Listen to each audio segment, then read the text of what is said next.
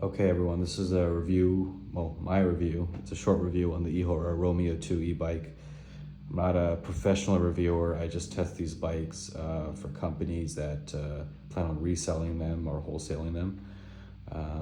We're testing this bike for a distributor in Canada.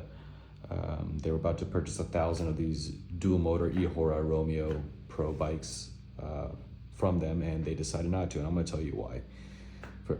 First of all, delivery issues. Right out of the box, the front motor did not work. The rear fender was tightened so hard to the bike frame that it was just cracked on arrival and would stick to the wheel, so not operational. We're waiting on a replacement part from Eahora on that. I'm going to demonstrate the front motor issue for you guys right now. I'll turn that on. In the meantime, scratches all over the bike, straight from delivery. Okay, so we're gonna switch the front motor on. There you go. Sorry, let's focus there. Okay. So if I pull the throttle, that didn't work. Oops, I forgot to turn the pedal assist on. Okay, so if we pull the front throttle, you see it's just broken right out of the box. It doesn't work out of the box. I'm gonna turn the bike off so I can explain the second issue to you guys, which is that the bike drives by itself at times. So every time the bike's in park, we just turn it off because we never know when it's gonna start to drive on its own. We've had it happen 3 or 4 times now, and once almost hitting somebody, so it's just not a risk we wanna take. The factory did address the issue that it drives itself, and they said that to enter a code into the system, and we tried that and that didn't work either.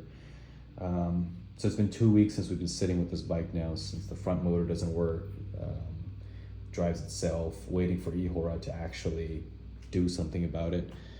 I mean, even if they send us new parts now from China, by the time we get this bike running, it'll be another week or 2. So that's a month where we're stuck with the bike that doesn't work as it's supposed to. Other than that, they're also sending new brake pads. They apparently said they tested the bike on the factory floor, which is why the brake pads were so dirty on arrival and all that, which doesn't make sense to me, because if they tested it, they would know the front motor was not working.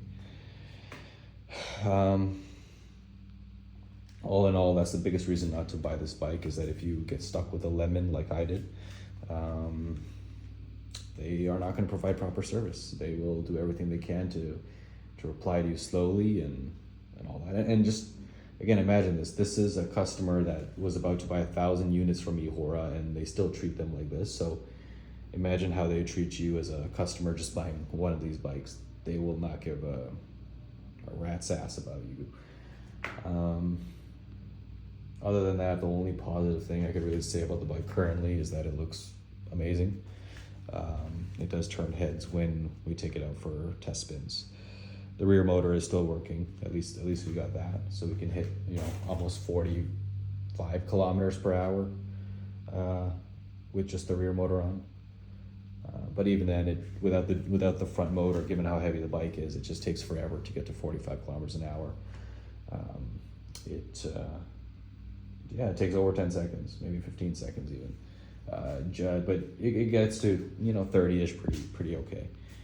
But again, that's not what the bike's description was. It's supposed to be a dual motor e-bike that can hit 65 kilometers an hour, which it's just not doing. Apologize for the shitty quality of this review, guys. It's my first video.